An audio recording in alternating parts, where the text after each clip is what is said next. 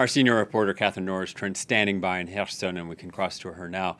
Hello to you, Catherine. You've been crisscrossing the country, covering the Donbas. What's going on the front lines? Hello there, Will. Yes, travelling across the country in the past few weeks and indeed in the past year, it's very clear that that battle, especially in the east of the country, in the Donbas, is far from stopping. As the things stand, the front lines are basically frozen. There is some infantry fighting with some sides pushing forward by 100 metres or so, a few kilometres or so at a time at maximum. But 80 to 90%, we're told, of the war in the east is basically a grinding artillery war with troops firing shells at each other, and the damage is huge. There are entire regions which have been blasted to smithereens. We were filming with some Ukrainian brigades on the front line there in the east of the country, in the Donbas, along with my colleagues Mohamed Farhat and Karim Yayaoui. And we saw that basically they have still a lot of Soviet-era weaponry. And they're worried they basically don't have enough munitions to attack when the warmer weather sets in the spring and in the summer, when it's possible to advance, because at the moment a lot of the ground is waterlogged. It's a quagmire of icy, boggy trenches, and so moving forward is very difficult. And they say they're finding it difficult to get not only Western weaponry, which is not the majority of their arsenal, but these Soviet-era munitions are becoming rarer and rarer on the international market too. Yeah, and so now, Catherine, you're back from the east, now in the south in Kherson. What are conditions like there? Well, here in Kherson, which was the only regional capital that Russian troops managed to capture right back near the beginning of their full-scale invasion in the early days of March 2022, so Friday afternoon, it would usually be a busy city in Ukraine, but look at the scene behind me. There's no one on the streets. People have been told to stay at home, to stay indoors as much as they can for the next few days. And that's the population that remains, because local council representatives tell us that now 85% of Kherson's situation has fled. There is regular shelling here from the Russian troops who've been pushed just back to the other side of the Dnipro River, and that front line there remains static, as you'll see in this report filmed with the France 24 team. The devastation at Kherson airport is a reminder of the fierce fighting to retake this city.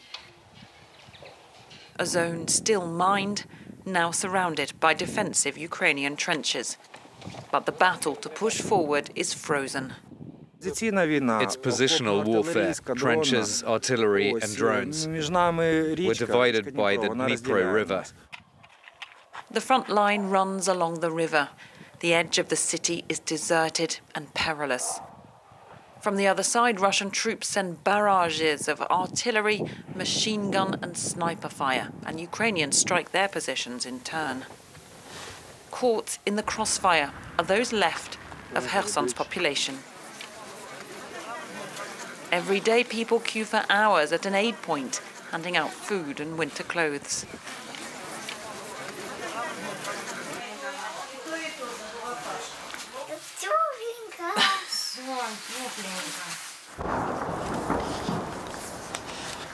Outside, waiting in freezing temperatures as explosions ring out, the crowd is growing impatient.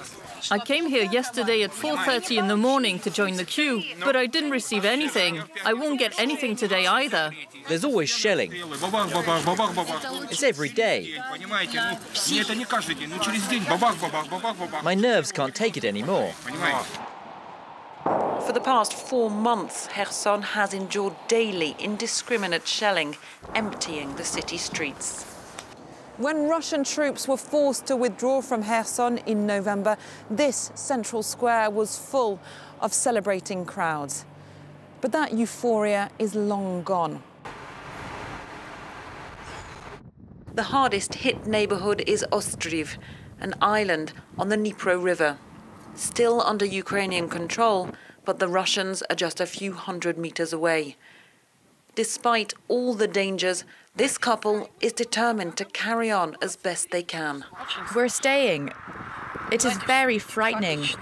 The bombs fly around chaotically. I don't even know where they're coming from. The people who are left here are the most resistant. Firstly, we're worried about what could happen to our homes, and people are patriotic. They don't want to. A handful of inhabitants are still holding out. We meet the few remaining residents of this tower block, twice hit by shells. Where would I go?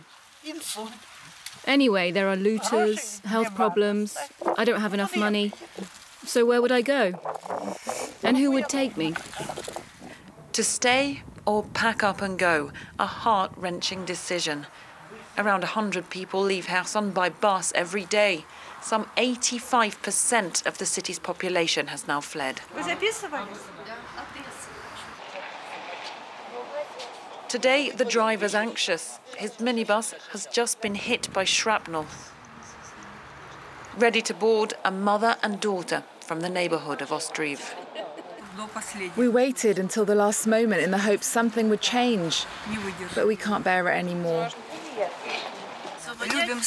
We love our city, we love our home, and we're planning to come back here. We're not leaving forever. When Ukraine took back Kherson, there was a national outpouring of pride. But the battle is far from over in the south, with the danger not driven far away. Harrowing conditions we see in your report, Catherine. Tell us a little bit more about the humanitarian needs of the people that actually did stay behind. Well, for people in Kherson, they are being given warm clothes, food, and they're desperate for money because a lot of the economic activity of this city has shut down.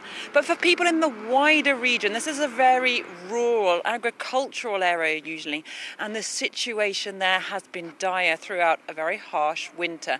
Some of them tell us they haven't had electricity for a year now, that they've been struggling to keep warm. They've been struggling to get enough food. So there are aid distributions there as well, and people are trying to rebuild their homes, which have suffered huge damages there as the battle to push the Russian troops out of Kherson continued. So now some people are actually coming back to those villages, looking to repair the damage and looking to restart their mines, but it's very hazardous because the land around here is also very heavily mined. All right, Catherine, thank you very much. Catherine Norris, Trent reporting from Kherson.